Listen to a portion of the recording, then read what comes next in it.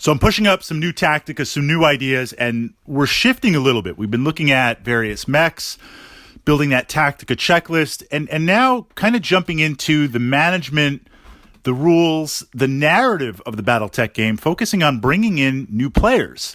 The game of Armored Combat, the various mech kits that are out there, there has been an amazing influx of new members to the community. And this is a great time. This is like the golden age of Battletech. And I feel very honored, very proud, and a great chance to play and expand this community.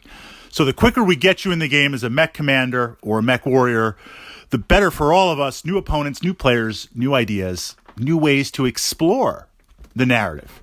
So what you're going to see, you set up your game of Armored Combat, you make your way through the rules, you watch some YouTube videos, you listen to some podcasts, you're on a Facebook group checking out some resources, and you'll notice a number of player aids that help to manage the game. A great example is sometimes you see big dice or small dice, D6s, placed next to the mechs. I use very, very tiny dice, and this is to track how many hexes the mech has moved with the modifiers. So when you're in the shooting phase and you're declaring targets, you can quickly do those calculations in mind. There's ways to manage heat. Sometimes you use a D20. Sometimes you use a countdown timer. There's been some amazing suggestions. All these things are designed to help speed up the calculations, bring that number up, bring that number down, arrive at the number, roll 2d6, see what happens. So pushing into that, generally speaking, Battletech wants to play, and I say wants to play, around a lance, one or two lances, a lance and some vehicles if we're doing combined arms.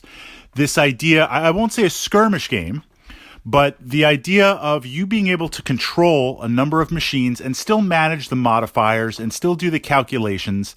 As soon as you add more mechs, more machines, more vehicles, more rules, the rules can scale, can be really, really big, lots and lots of mechs. You could even do one-on-one, a type of duel from that perspective. But the more you scale up, the more that there's to track, to manage. And of course, this is true of any wargaming system. And I want to encourage you, as you jump into Battletech, start out with what's a good size, game of Armored Combat, a couple of mechs on each side. But as you grow your collection, take advantage of everything that you can. And we see this if you're part of a big community. And I've done this with other wargaming systems. There's something to be said where I love games that are multiple players on each side. Because A, with good friends, you get the trash talk going. B, the more players that you have, the more scheming, the more tactica, the more fun, the more unexpected stuff that happens.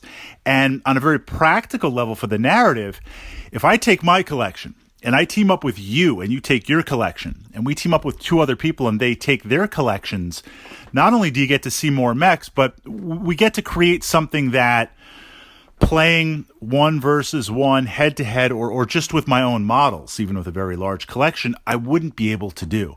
So I love big games. I want to challenge you to embrace that, but this is where player aids come in. Any type of player aid that you can use, whether it's a cheat sheet or a printed, laminated, kind of here's all the modifiers, here's all the quick sheet rules, gives one out to each player.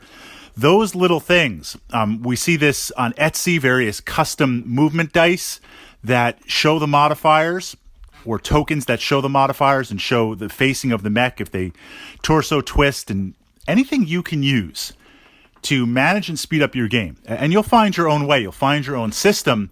I would absolutely recommend. It's going to help free up the narrative and keep you focused on the models, the visuals, the story, the battle. What I try to do in my games using these player aids, I try my best to keep them as minimized as possible. So this idea, I love playing on hex maps. I love playing on hybrid hex maps where they have pockets of terrain printed on bases. And I love playing on traditional wargaming tables. What I'm looking to do what I strive to do, what I challenge myself to do. You and I are playing a game. We're stepping out of space and time. We're taking out time from annoying and boring real life responsibilities like work and school and other obligations. We're going to spend a couple of hours in the Battletech universe. That narrative, when we look at the models, when we look at the terrain, it's magnetically pulling us. We are there as a mech commander. We are there as a mech warrior. It's easy to visualize what we're seeing as like, camera feed from a warrior helicopter overhead, or you're in your mobile HQ and it's showing kind of the 3D mechs and playing from that perspective. That's how I want to be immersed. So if I'm going to track the movement with a D6, I don't want some like table breaker giant D6 that's the size of the model. It kills the visuals. I try to keep it small, all dice, kind of maybe black or green or red to blend into the table. Again, not so small that you can't even really see what's going on. But I would say try to, the best you can, use these aids, but keep the visuals down. Try to keep it so that it can be grouped together, it can play together, it can be as efficient and not totally kill the visuals. That's what I strive to do. And again, you don't really need these. And certainly if you're playing like Lance versus Lance, you can keep all the calculations on your own side of the table and not kind of have them on the board. But those of us in the Battletech community who've been playing for a while, especially when you're playing other wargaming systems and these other rules creep in for that moment, you're like, wait, is that Battletech? Or is that like cover for Warhammer 40K? Just too many systems mashed in my mind. Having those footnotes, having those little tokens, having those visuals helps tremendously.